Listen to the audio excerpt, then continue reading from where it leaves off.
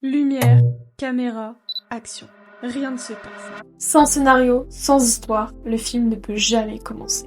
Et c'est exactement la même chose avec la créativité. Nous avons tous en nous un plateau de cinéma avec des équipes prêtes à travailler. Alors entrons dans ce plateau.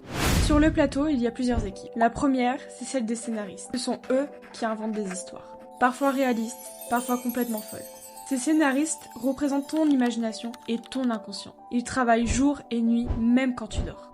Mais attention, créativité n'est pas synonyme d'imagination. L'imagination, c'est la représentation mentale d'images ou de situations. C'est comme écrire un brouillon d'histoire dans un carnet. La créativité, elle, transforme ce brouillon en un film projeté à l'écran, en quelque chose de concret qui a une utilité. Sans scénario, pas de film. Et sans créativité, nos idées restent enfermées dans nos têtes. Mais un film ne se résume pas à un scénario. Il lui faut des acteurs, des décors, une lumière, une ambiance. Dans notre studio intérieur, ce rôle est joué par nos émotions, notre personnalité et notre environnement. Les émotions positives, comme la joie ou l'enthousiasme, ouvrent le champ des possibilités.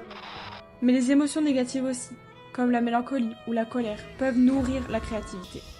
Parfois, c'est dans la douleur que naissent les plus belles œuvres. Ton sourire, y'a quelqu'un.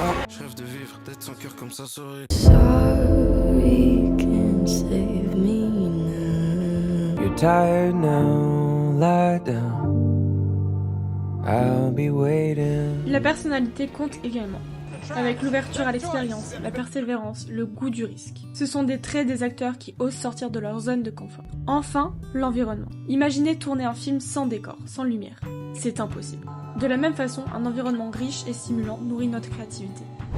Tout cela compose l'esthétique de notre film intérieur. Il reste une équipe clé, le réalisateur. C'est notre esprit rationnel. Lui, il organise, découpe, il choisit.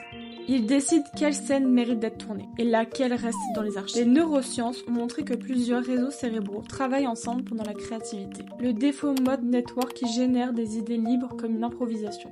Le réseau exécutif central qui filtre et structure. Et le réseau de science qui fait le lien entre les deux, comme un chef d'orchestre qui choisit quelle scène doit passer à l'écran. Et parfois, le réalisateur laisse place à l'improvisation. C'est là qu'intervient l'inconscient.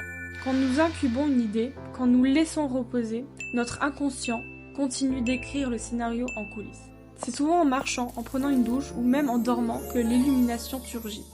Chaque film suit une structure. Pour la créativité, c'est pareil. Le modèle classique de Wallace décrit 4 étapes. Nous avons d'abord la préparation.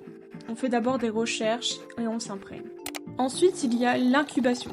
On laisse reposer. En troisième temps, nous avons l'illumination. L'idée jaillit comme un flash. Et enfin, nous avons la vérification. On teste, on ajuste, on monte le film. Mais parfois, même avec une équipe au complet, rien ne marche. La caméra tourne, mais rien ne sort. C'est le syndrome de la page blanche.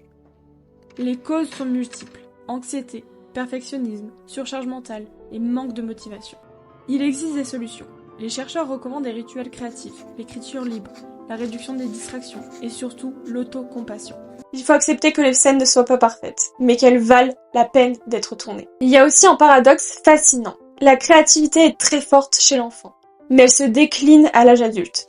Une étude menée par la NASA en 1968 a révélé que 98% des enfants de 5 ans se montrent hautement créatifs. Mais seulement 2% des adultes gardent ce niveau. Mais alors pourquoi ? Parce qu'avec le temps, on apprend à suivre les règles, à chercher la bonne réponse plutôt que inventer plusieurs chemins possibles. Comme si notre plateau de cinéma perdait peu à peu ses scénaristes et ses acteurs les plus audacieux. Mais la bonne nouvelle, c'est que ce potentiel peut être réactivé. Changer d'environnement, s'autoriser à échouer, explorer des expériences nouvelles. Tout cela, c'est comme injecter de l'énergie dans ton équipe technique, donner de nouvelles couleurs au décor, rouvrir les portes de la salle d'attente pour accueillir plus d'acteurs. Au-delà du processus, la créativité joue un rôle majeur dans nos vies. Elle est thérapeutique. Les personnes malades ou en souffrance trouvent dans l'art, l'écriture ou la musique une façon de s'exprimer, de reprendre le contrôle, de donner un sens. Elle est aussi universelle. Tout le monde est créatif. Pas seulement les artistes. On peut être créatif en cuisinant, en résolvant un problème, en organisant son quotidien. La créativité, c'est notre manière unique de réaliser notre propre film. Mais de nos jours, une question se pose. Que devient la créativité avec l'intelligence artificielle ? L'IA est capable de générer des images, des vidéos, des textes ou encore des musiques. Mais ce qui lui manque, c'est l'émotion. Une machine peut écrire un script cohérent, mais elle ne connaît pas la douleur, l'émerveillement, la joie ou encore la peur. Et c'est là qu'est notre force. Alors souviens-toi, dans ton esprit, il y a toujours ce plateau de cinéma. Parfois silencieux, parfois en plein chaos. Mais il est là. Et tu es à la fois le scénariste, le réalisateur, l'acteur principal et le spectateur de tes propres créations. Alors, lumière, caméra, action. À toi d'écrire la suite du film.